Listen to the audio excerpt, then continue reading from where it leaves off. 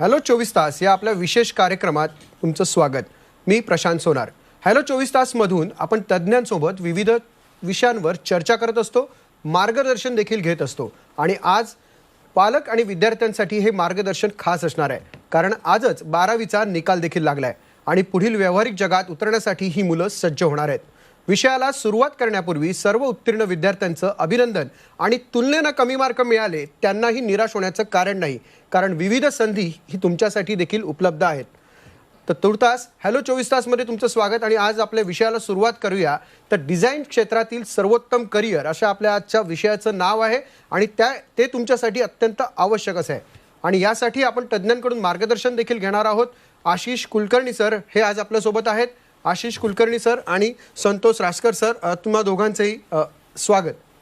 Ashish Kulkarni sir हे animation क्षेत्रातील गुरु म्हणून परिचित आहेत. विविध राज्य सरकारांच्या ॲनिमेशन पॉलिसी बनवण्यात त्यांनी पुढाकार घेतला असून फिक्कीचे AVGC सेक्टरचे ते चेअरमन देखील आहेत. भारत सरकारने नुकत्याच स्थापन केलेल्या AVGC टास्क फोर्सचे ते सदस्य देखील आहेत. पुनर्युग आर्ट विजन आणि स्क्रीन युग क्रिएशन प्रायव्हेट लिमिटेडचे संस्थापक आहेत. त्याचबरोबर संतोष रासकर हे सृजन कॉलेज ऑफ डिझाईनचे संस्थापक संचालक आहेत. डिझाईनगिरी या डिझाईन विषयक पुस्तकाचे लेखक आहेत. जगातील पहिल्या 3D ऐतिहासिक चित्रचरित्र शिवतेज संभाजीचे ते लेखक आणि दिग्दर्शक आहेत. डिझाईन शिक्षण विषयक करिअर आणि मार्गदर्शक देखील करतात. त्याचबरोबर ते समुपदेशक म्हणून देखील गणले जातात. सुरुवात करूयात आजच्या आपल्या चर्चेला. आशिष कुलकर्णी सर आणि संतोष सर आपल्यासोबत आहेत. आशिष सर, AVGC हे नक्की काय आहे, म्हणजे प्रेक्षकांच्या माहितीसाठी ते कळू शकेल? असं आहे की ॲनिमेशन, व्हिज्युअल इफेक्ट्स, गेमिंग आणि कॉमिक्स ह्याचं एक शॉर्ट ॲब्रिव्हिएशन ज्याला म्हणतो आपण त्याला AVGC म्हटलं जातं. आणि AVGC टास्क फोर्स जो आहे तो भारत सरकारने नुकताच नॅशनल AVGC पॉलिसी बनवण्यासाठी गठीत केलेलं आहे 8 एप्रिल 2022मध्ये.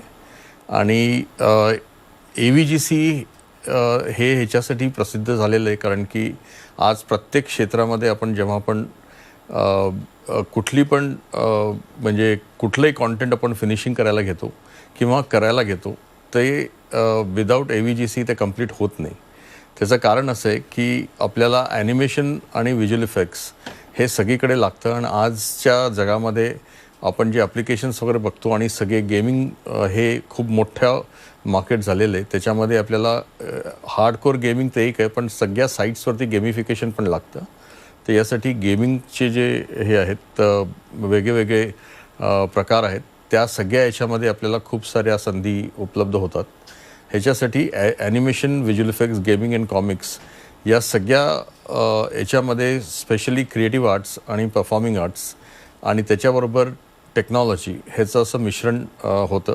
आणि त्याला आर्ट्स अँड सायन्सचं कॉम्बिनेशन लागतं. पण जे लोक आर्टिस्टिकली खूप चांगले असतात, जरी तुम्हाला 10वी 12वीमध्ये कमी मार्क्स मिळाले पण तुमचं कला क्षेत्र जे आहे म्हणजे आर्टिस्टिक किंवा परफॉर्मिंग आर्ट्समध्ये तुम्ही चांगले आहात किंवा तुम्ही मिमिक्री चांगले करू शकता किंवा तुम्ही म्हणजे डिझाईनच्या क्षेत्रामध्ये काही काम करू शकता, तर तुम्ही सगळे AVGC इंडस्ट्रीला जॉईन करू शकता. सरांनी एक वाक्य चांगलं म्हटलं, आर्ट आणि सायन्सचं हे कॉम्बिनेशन आहे. त्यामुळे सर्वच क्षेत्रांनी या इंडस्ट्रीचा विचार देखील करणं तितकंच गरजेचं आहे. सर, जसं आपण आज म्हटलं की 12वीचा रिझल्ट लागला, या करिअरच्या संधी कशा असतात या AVGCमध्ये? याच्यामध्ये म्हणजे आज तुम्ही ही जी इंडस्ट्री आहे ह्याला आम्ही स्टोरी टेलिंग इंडस्ट्री पण म्हणतो. की तुम्ही समजा ॲनिमेशन केलं किंवा व्हिज्युअल इफेक्ट्स जे असतं ते लाईव्ह ॲक्शन मूव्हीजमध्ये व्हिज्युअल इफेक्ट्स केल्या जातं. आणखीन गेमिंग पण जे आहे ते त्याला इमर्सिव्ह स्टोरी टेलिंग असं म्हणतात. म्हणजे त्याच्यामध्ये लोक पॅसिव्ह राहत नाही, ते ॲक्टिव्हली इन्व्हॉल्व्ड असतात. आणि कॉमिक्स जे आहे ते पॅसिव्ह आहे, पण आज मोशन कॉमिक्स जे आहे ते एक वेगळ्या प्रकारचं म्हणजे कॉन्टेंट क्रिएशनचं एक माध्यम झालेलं आहे. आणि या सगळ्या याच्यामध्ये जे स्किल्स असतात त्याच्यामध्ये आपल्याला म्हणजे एक प्रकारचं स्टोरी टेलिंग ह्याची कला सगळ्यांना लागते. आणि भारतामध्ये हिस्टॉरिकली आपल्या जीन्समध्येच स्टोरी टेलिंग आहे, कारण की आपल्या ज्या स्टोरीज आहेत त्या 5000-7000 वर्षापासून अजून जिवंत आहे. त्याच्यामुळे आपल्याला स्टोरी टेलिंग हे काही नवीन नाही आहे. आणि हे स्टोरी टेलिंग आता आपण कुठल्या कुठल्या प्रकारे करू शकतो.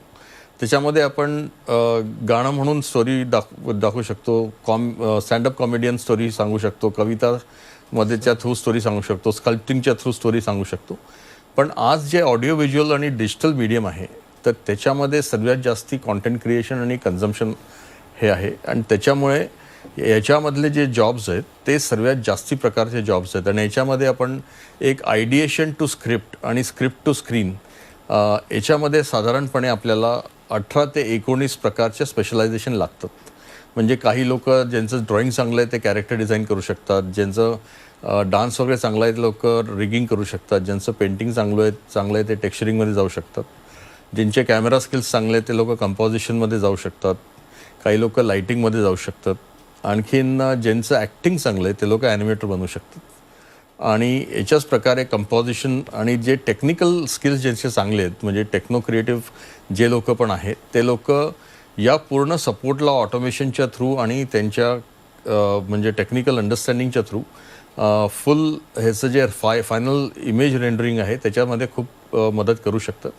आणि फायनली मग एडिटिंग झालं नंतर व्हॉईस आर्टिस्ट जे आहे जे लोक मिमिक्री करू शकतात किंवा व्हॉईस करू शकतात ते प्रत्येक ॲनिमेशन कॅरेक्टरला व्हॉईस पण देऊ शकतात. आणि ती एक खूप मोठी कला आणि खूप मोठं क्षेत्र आहे ज्याच्यामध्ये आज लोक छान करिअर बनवतात.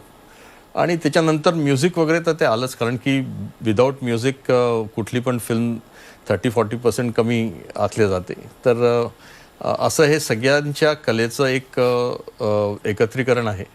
आणि याच्यामुळे तुम्हाला एक पूर्ण स्ट्रीम लागते जी तुम्हाला फुल अंडरस्टँडिंग, जसं आपण मेडिकलमध्ये आधी MBBS करतो आणि नंतर आपण हार्ट स्पेशलायझेशन किंवा ऑन्कोलॉजी वगैरे सिलेक्ट करतो, असं एक full ideation to script to screen असं एक आपण अंडरस्टँडिंग फाउंडेशनचं करतो. आणि मग आपले जिथे कला आपली जास्ती चांगली आहे त्याचं स्पेशलायझेशन आपण याच्यामध्ये पिकअप करू शकतो. तुम्ही जसं मगाशी म्हणाल स्टोरी टेलिंग म्हणजे एक प्रकारे आपल्याकडे ती परंपराच आहे, पण ती परंपरा आहे पण हे एक शास्त्र देखील आहे. तर त्यामध्ये नक्की कोणाला संधी मिळते, कोण संधी साधू शकते? बेसिकली आपल्याकडची जी शिक्षण पद्धती आहे त्याच्यामध्ये 10+2+, 3+2 अशा प्रकारची शिक्षण पद्धती आहे. ज्याचं जितकं कमी शिक्षण तितकी त्याला लो प्रोफाईल जॉब मिळण्याची परंपरा आपल्याकडं सामान्य पद्धतीमध्ये आहे, म्हणजे इंजिनिअरिंग टेक्निकल या सगळ्या क्षेत्रांमध्ये. पण डिझाईनसारखं क्षेत्र, ॲनिमेशन सारखं क्षेत्र या सगळ्याला पुसून टाकतं. ही धारणा चुकीची ठरवतं. या क्षेत्रामध्ये कोणीही म्हणजे 12वी आर्ट्स, कॉमर्स, सायन्स, 10वी नंतर, ग्रॅज्युएशन नंतर अशा सगळ्या परिस्थितीमध्ये कोणीही या ठिकाणी करिअर करू शकते. हा एक पहिला महत्त्वाचा मुद्दा. इथे आवश्यकता काय, तुमच्या एज्युकेशनल क्वालिफिकेशनपेक्षा तुमच्यामधल्या त्या प्रोफेशनल गुणवत्तेची, ती प्रोफेशनल गुणवत्ता प्राप्त करण्याचं शिक्षण तुम्ही जर घेतलेलं असेल तर तुम्हाला कोणीही या ठिकाणी तुमच्या ॲकॅडमिक एज्युकेशनच्या पार्श्वभूमीवर रोखू शकत नाही. अशी संधी या शिक्षणामध्ये किंवा या क्षेत्रामध्ये सहज उपलब्ध होते. अशी काही म्हणजे तुमच्या पत्रकारितेच्या क्षेत्रामध्ये सुद्धा आपण असं पाहतो की त्यांनी डिप्लोमा केला आहे का डिग्री केली हे न पाहता आपण त्याला चांगल्या जबाबदारीची संधी देऊ शकतो. त्याच पद्धतीनं या ठिकाणी आपल्याला संधी मिळू शकते. त्यामुळे इथे प्रत्येकासाठी संधी आहे. अनेकदा लोकांचा हा समज असतो की या क्षेत्रात काम करण्यासाठी फक्त चित्रकला चांगली पाहिजे. तर चित्रकला ही या क्षेत्राचा अविभाज्य घटक आहे हे निश्चित. पण तरी देखील ज्याची चित्रकला चांगली नाही तो चांगला टेक्निशियन बनू शकत असेल तर त्याचंही या क्षेत्रामध्ये चांगलं स्वागत करता येऊ शकतं असं मला वाटतं. सर, तुम्ही सृजन कॉलेज ऑफ डिझाईनचे संस्थापक संचालक आहेत. तर ह्या कॉलेजच्या डिझायनिंग मागे तुमचा दृष्टिकोन काय, म्हणजे सृजनचा दृष्टिकोन काय आहे? बेसिकली पहा की एक तर सगळ्यात महत्त्वाचं ज्यावेळेस आपण हे पाहतो की एखाद्या इन्स्टिट्यूशनची जबाबदारी काय, तर 2 जबाबदाऱ्या मी अधोरेखित करतो की एक तर सगळ्यात पहिलं इन्स्टिट्यूशननी, कुठल्याही इन्स्टिट्यूशननी ते ज्या प्रकारातलं शिक्षण देत आहे त्या क्षेत्रातल्या उद्योगासाठी चांगलं मनुष्यबळ निर्माण करून दिलं पाहिजे. आणि दुसरं, त्या इन्स्टिट्यूशनची जबाबदारी त्या इन्स्टिट्यूशननी त्या क्षेत्रासाठीचं नवं संशोधन केलं पाहिजे, नव्या गोष्टी शोधल्या पाहिजेत. या धारणेतनं सृजन काम करतं. त्यामुळं इथलं एज्युकेशन हे फक्त आम्ही तुम्हाला दिलं, तुम्ही घेतलं म्हणजे कौशल्य विकासापुरतं मर्यादित नाही. कौशल्य विकास, पदवी या सगळ्या गोष्टी तर सामान्य एज्युकेशनमध्ये मिळतीलच, परंतु सृजनमध्ये शिकत असताना तुमच्या प्रोफेशनल क्वालिटी 100% डेव्हलप होतील याची खात्री मी देऊ शकतो. दुसरी सगळ्यात महत्त्वाची गोष्ट म्हणजे या ठिकाणी तुमची संशोधक वृत्ती, नव्याचा शोध घेण्याचा विचार, म्हणजे इथं थॉट प्रोसेस डेव्हलप करण्याचं काम सृजनमध्ये 100% मी करतो आहे. गेल्या 16 वर्षामध्ये जे काही विद्यार्थी माझ्याकडनं शिकून बाहेर पडले त्यांचं काम आणि त्यांची शैली किंवा त्यांचं यश आपण जर पाहिलं तर आपल्याला नक्की एक लक्षात येईल की फार चांगल्या पद्धतीचं योगदान या उद्योगाच्या दृष्टीने आम्ही देतोय आणि त्याच्याचमुळं उद्योगाला योग्य मनुष्यबळ आणि उद्योगाला नवीन थॉट प्रोसेस देण्याचा प्रयत्न सृजन सातत्याने करत राहणार आहे. सर म्हणजे एक थोडासा उपप्रश्न असा विचारतो की तुम्ही म्हणालात की कौशल्य विकास तर केला जातो, पण ते व्यावहारिकदृष्ट्या सांगड घातली जाते का? म्हणजे मार्केट्समध्ये उपलब्ध असणारे जॉब किंवा आगामी काळात येणारे वेगवेगळ्या संधी ज्या असतात त्या कसं साधलं जातात? मुळात असं आहे की जगातलं पहिलं 3D ऐतिहासिक चित्रचरित्र जेव्हा आमच्या सृजनच्या विद्यार्थ्यांनी तयार केलं त्यावेळेस त्यांना प्रॅक्टिकल अनुभव दिला आम्ही आणि त्याच्या जीवावर भारतामध्ये अनेक ठिकाणी म्हणजे फक्त महाराष्ट्रात नाही तर इतर राज्यात सुद्धा आमचं 3D पुस्तक कसं बनलं हे पाहिलं लोक माझ्याकडे आली आणि लोकांनी त्यांच्या ठिकाणी जाऊन बनवलं. दुसरी सगळ्यात महत्त्वाची गोष्ट आम्ही आमच्याच विद्यार्थ्यांनी जम्मू काश्मीरमधल्या एक वीर योद्धा जनरल जोरावर सिंग यांच्यावर पूर्ण 3D चित्रपट तयार केला. तो जम्मू काश्मीरमधल्या भीमगड या किल्ल्यावर रोज संध्याकाळी त्याचे शोज होतात. याच्यातनं विद्यार्थ्यांना आम्ही प्रात्यक्षिकातला अनुभव म्हणजे नुसतं प्रॅक्टिकल अनुभव नाही दिला तर प्रॅक्टिकली ते प्रोडक्ट कसं तयार होऊन तुम्ही मार्केटमध्ये कसं दिलं पाहिजे याचा अनुभव आम्ही विद्यार्थ्यांना देऊ शकलो. त्यामुळे स्वाभाविकपणे उत्तम म्हणजे इथे शिकणाऱ्या विद्यार्थ्याला नोकरी नक्कीच मिळालेली आहे. परंतु तुम्ही जर माझ्या मुलांच्या सक्सेस स्टोरीज जर पाहिल्या तर तुम्हाला एक लक्षात येईल की माझ्या अनेक विद्यार्थी शिक्षण घेतल्यानंतर कुठेही नोकरी न करता पहिल्या दिवसापासून स्वतःच्या व्यवसायात आले आणि अनेकांच्या स्टोरीज तुम्हाला सक्सेस स्टोरीज म्हणून पाहायला मिळतील की ते उत्तम व्यावसायिक आहेत. तुम्ही माझ्या सृजनच्या वेबसाईटवर जर गेला तर तिथे इन्स्पिरेटर नावाचं एक बटन आहे. त्यामध्ये माझ्या जवळजवळ 50 विद्यार्थ्यांची उत्तम व्यावसायिक या क्षेत्रातलं मग ते वेगवेगळ्या पद्धतीने त्यांचा व्यवसाय करत आहेत त्याची माहिती तुम्हाला तिथं पाहायला मिळेल. अशा 50 विद्यार्थ्यांची माहिती तुम्हाला एकत्र कोणीच दाखवू शकणार नाही असं मला वाटतं. त्यामुळे बघा आजच 12वीचा रिझल्टही लागला आहे आणि मगाशी मी म्हटलं जिंकलेल्यांचं किंवा उत्तीर्ण झालेल्यांचं अभिनंदन. तसंच तुलनेने कमी मार्क जर मिळाले असतील तर निराश होण्याची संधी तुम्ही हेरू नका, तर त्या संधीचं सोन्यात रूपांतर करा.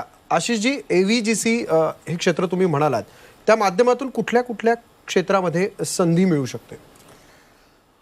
आत्तापर्यंत असं लोकांना वाटतं की फक्त कार्टून बनवण्यामध्ये किंवा ॲनिमेशन फिल्म्स बनवण्यामध्ये ह्याची संधी आहे किंवा आज आपण मोबाईल गेम खेळतो किंवा कन्सोल गेम्स खेळतो किंवा आज इवन आपल्या याच्यामध्ये जे मोशन कॉमिक्स किंवा ॲड फिल्म्स वगैरे बनतात. पण हे सोडून कितीतरी आज म्हणजे क्षेत्र आहे ज्याच्यामध्ये ॲनिमेशनचा उपयोग केला जातो. जसं आज प्रत्येक लाईव्ह ॲक्शन फिल्ममध्ये तुम्ही OTTची फिल्म बनवा किंवा ब्रॉडकास्टिंग फिल्म बनवा किंवा ॲड फिल्म बनवा किंवा फीचर फिल्म बनवा त्याच्यामध्ये व्हिज्युअल इफेक्ट्स आणि कलर करेक्शन आणखीन क्लिनिंग हे सगळं केल्याच जातं आणि हा खूप मोठा एक व्यवसाय आहे. आणि प्रत्येक फ्रेम चांगली दिसावी आणि त्याचं कंपोजिशन चांगलं दिसावं याच्यामध्ये जे टेक्नो क्रिएटिव्ह स्किल्स आहेत ते लागतातच त्याच्यामध्ये. त्याच्यामुळे हे एक व्हिज्युअल इफेक्ट्स हा जो आहे हा आर्ट्स एक फिल्म मेकिंगचा अंग झालेलं आहे. आणि गेमिंग जे आहे ते कॉन्स्टंटली लोक B2C ह्याला म्हणतो म्हणजे बिझनेस टू कन्झ्युमर डायरेक्ट असल्यामुळे त्याच्यामध्ये खूप मोठा स्कोप असतो. आणि जेव्हा गेम बनवल्या जातो तेव्हा 40% त्याच्यावरती काम होतं आणि उरलेलं 60% काम गेम रिलीज झाल्यानंतर होतं. कारण की खेळत असताना लोक वेगवेगळे लेवल्स पार करतात तर त्यांचे नवीन कॉम्प्लिकेटेड लेवल्स अजून त्यांना बनवून द्यायचे आणि त्यांचं मॉनिटरिंग करायचं आणि त्याच्यामध्ये ते कॉन्स्टंट बॅलन्स ठेवायचा. तर याच्यामध्ये खूप मॅनपॉवर आम्हाला लागते. आणि आज तुम्ही बघाल तर 2030पर्यंतचा आमचा असा अनुमान आहे की साधारणपणे 20 लाख अजून लोक आम्हाला AVGC सेक्टरमध्येच लागणार आहे आणि ते fully trained professional direct employees लागणार आहे. आणि याच्यामध्ये इनडायरेक्ट पण असतात म्हणजे आज आम्ही स्टोरी बोर्डिंग करतो किंवा बाकी सगळे फ्रीलान्सिंग आर्टिस्ट असतात.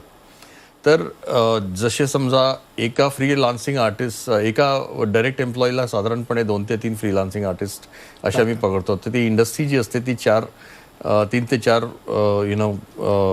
% जास्ती 300 ते 400% जास्ती असते. पण आज तुम्ही बघाल की आता सगळे जे पॅन्डेमिकमध्ये सगळे लोक ऑनलाईन टीचिंग करायला लागले आणि ऑनलाईन एड्युटेक कंपनीज बनायला लागल्या एडटेक कंपनीज. त्याच्यामध्ये तुम्ही बघाल की सगळं जे कॉन्टेंट झालं ते सगळं ॲनिमेटेड कॉन्टेंट आहे.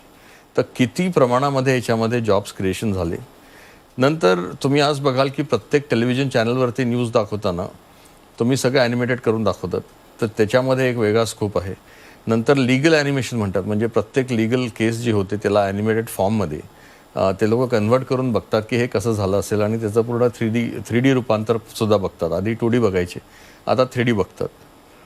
अजून एक मोठा जो व्यवसाय आहे आजच्या तारखेला की आपली सिक्युरिटी सिस्टीम जी आहे त्याच्यामध्ये आपल्याला पूर्ण 3D मॅपिंग लागतं. आणि याच्यामध्ये एक बिम म्हणून एक प्रकार आहे, बिल्डिंग इन्फॉर्मेशन अँड मॉडेलिंग. त्याच्यामध्ये बिल्डिंग ट्विन सिटीज, असं डिजिटल सिटी जशी फिजिकल सिटी असते तशी डिजिटल सिटी पण बनवल्या जाते. आणि प्रत्येक बिल्डिंगचं जे अप्रुव्हल आहे आज आपण त्याला ऑटो DCR म्हणतो, म्हणजे ते ऑटो कॅडवरती बनवल्या जातं, 2D असतं. हे इव्हेंच्युअली 3D मध्ये होणार आहे. आणि त्या सगळ्या स्किल्स ज्या आहेत त्या आमच्या क्षेत्रातून येणार आहेत, कारण की त्याच्यामध्ये 3D मॉडेलिंग लागणार आहे. सर, आता तुम्ही एवढं क्षेत्राबद्दल सांगताय, ह्यामध्ये आता शिकायचं कसं, सृजन कॉलेज नक्की आम्हाला काय देतं याविषयी आपण जाणून घेणार आहोत एक छोट्याशा ब्रेक नंतर. कुठेही जाऊ नका, कारण खूप मोठं क्षेत्र आहे आणि त्यासाठी तुम्हाला थोडा वेळ तर काढावाच लागेल, कारण गेम खेळण्यापेक्षा गेम निर्माण करणारे देखील होऊ शकता. तुर्तास एक ब्रेक घेऊया. बघूया पराक्रम हॅलो 24 तासमध्ये आपलं पुन्हा एकदा स्वागत. आशिष कुलकर्णी सर आहेत, AVGC चे टास्क फोर्सचे सदस्य आहेत भारत सरकारच्या. त्याचबरोबर संतोष रासकर सर आहेत सृजन कॉलेजचे. सर, सृजन कॉलेज ऑफ डिझाईन्समधनं मुलांसाठी काय काय शिकवलं जातं आणि त्याची प्रवेश प्रक्रिया कशी आहे? पण 10वी नंतर विद्यार्थ्याला डिप्लोमा इन ॲनिमेशन असा 2 वर्षाचा अभ्यासक्रम महाराष्ट्र शासनाच्या मान्यतेप्राप्त आहे. आणि या डिप्लोमानंतर विद्यार्थ्याला जे प्रमाणपत्र मिळतं ते 12वी समकक्ष आहे. त्यामुळं 12वीचं सर्टिफिकेट मिळाल्यासारखं 11वी 12वी केल्यासारखं डिप्लोमाचं एज्युकेशन आपल्याकडे उपलब्ध आहे. 12वी नंतरच्या विद्यार्थ्यांसाठी आपल्याकडे विद्यापीठ अनुदान आयोगाची मान्यताप्राप्त डिग्री आहे. त्या डिग्रीमध्ये तुमचा म्हणजे ऑलराऊंडर एज्युकेशन या इंडस्ट्रीसाठीचं पूर्ण तुम्हाला मिळू शकतं. याच्या व्यतिरिक्त अनेक विद्यार्थ्यांना आजही आम्हाला एक दुसरा एक मार्ग 2 पर्यायांचा विचार करायचा असतो. अशा विद्यार्थ्यांसाठी अनेक ॲटोनॉमस कोर्सेस वेगवेगळ्या प्रकारचे ॲनिमेशन, व्हिज्युअल इफेक्ट्स, गेमिंग किंवा वेब डिझायनिंग, UI UX किंवा ग्राफिक्स या विषयातले आपल्याकडे उपलब्ध आहेत. त्याच्याबरोबर सगळ्यात महत्त्वाचं म्हणजे इंटेरियर डिझाईन या क्षेत्रातली सुद्धा अतिशय ॲडव्हान्स टेक्नॉलॉजीवर आधारित आणि ॲडव्हान्स अभ्यासक्रम असलेली डिग्री आपल्या कॉलेजमध्ये उपलब्ध आहे. आणि यासाठी प्रवेश प्रक्रिया ॲज सच आम्ही नेहमी एक गोष्ट म्हटली की विद्यार्थ्याला घडवणं ही आमची जबाबदारी आहे. त्यामुळं जो विद्यार्थी प्रथम येईल त्याला प्रथम या पद्धतीने ॲडमिशनची प्रक्रिया असते. त्यामुळे विद्यार्थी जितक्या लवकर येतील, फक्त मर्यादा आहेत की बोर्डाचा जो आमचा अभ्यासक्रम आहे 10वी नंतरचा त्याला आमच्याकडे 25च जागा आहेत. म्हणजे 25 विद्यार्थ्यांना आम्ही ॲडमिशन देतो. डिग्रीला आम्ही 60च विद्यार्थ्यांना ॲडमिशन देतो दरवर्षी.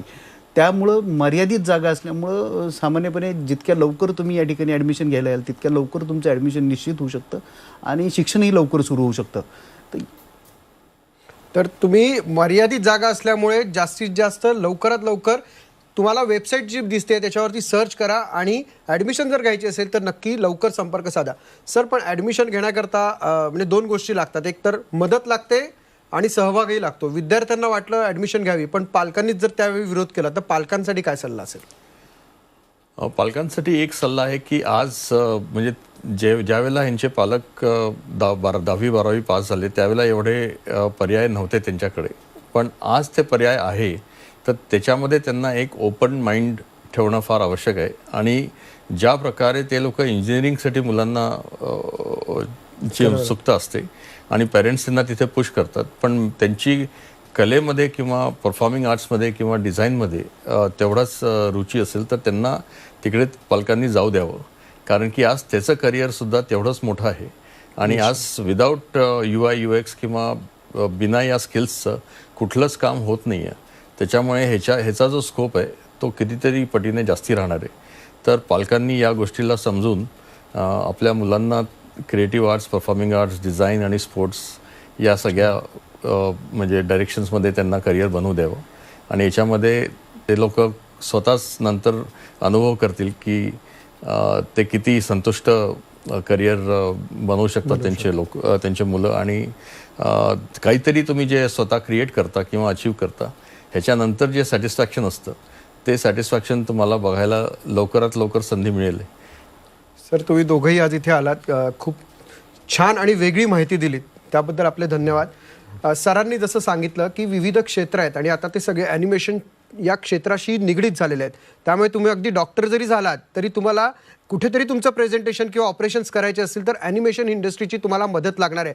त्यामुळे खूप मोठं क्षेत्र आहे, अगदी चकाचौंध म्हटलं तरी हरकत नाही. पण तुम्हाला जर त्यासाठी काही घ्यायचं असेल तर त्याचं शास्त्रशुद्ध शिक्षण घेणं मात्र जरुरी आहे. तर आज जी तुम्हाला माहिती मिळाली त्यावरनं तुम्ही विचार देखील करायला सुरुवात करा आणि विचार केला असेल तर कृती करायला सुरुवात करा. तुर्तास आपण हॅलो 24 तासमध्ये इथेच थांबतो आहोत. धन्यवाद.